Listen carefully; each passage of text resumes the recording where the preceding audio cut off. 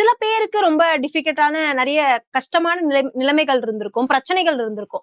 அவங்களுக்குமே இந்த மாதிரி நீங்க இந்த பாடலை கேளுங்க, உங்களோட வாழ்க்கையில ஒரு மாற்றம் வரும் நீங்க சொல்லியிருப்பீங்கல்ல. கண்டிப்பாமா.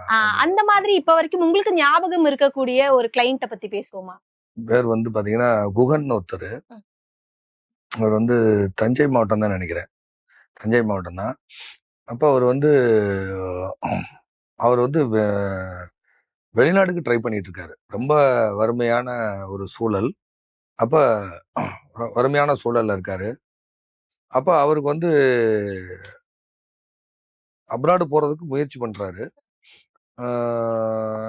அப்ப அவரு நிறைய இடம் முயற்சி பண்ணி ஃபெயிலியர் ஆயிடுச்சு. அப்ப அவருக்கு நான் என்ன சொன்னேன்னா, அந்த ராமனுடைய கீர்த்தனைகள், ராமனுக்காக பாடக்கூடிய கீர்த்தனைகள் அது கேளுங்க. அல்லது பஜனை, பஜனையில பாட்டு போடுவாங்க தெரியுமா, ராமனுக்காக பாடுறது, அதுவும் ராகம் தானே.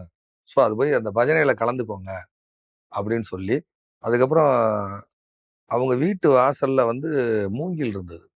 இந்த மூங்கில ரிமூவ் பண்ணுங்க சார். ஸோ அந்த மூங்கில ரிமூவ் பண்ணதுக்கு, மூங்கில் புதரா வீட்டுக்குள்ளேயே இருந்தது. இந்த கொல்லைன்னு சொல்லுவாங்கல்ல தஞ்சை மாவட்டம், அது பூரா ரிமூவ் பண்ணுங்க சார். அதை ரிமூவ் பண்ணதுக்கு அப்புறம் அவருக்கு அப்ராடு போனாரு. அந்த ராமனுடைய கதை கேட்டுதல், அந்த பஜனை அதில் போய் கலந்துக்கோங்க அப்படின்னு சொல்லி அந்த ராம பஜனையில கலந்துக்கிட்டதுக்கு பிறகு இந்த மூங்கில் எடுத்ததுக்கு அப்புறம் அவரு அப்ராடு போனார்.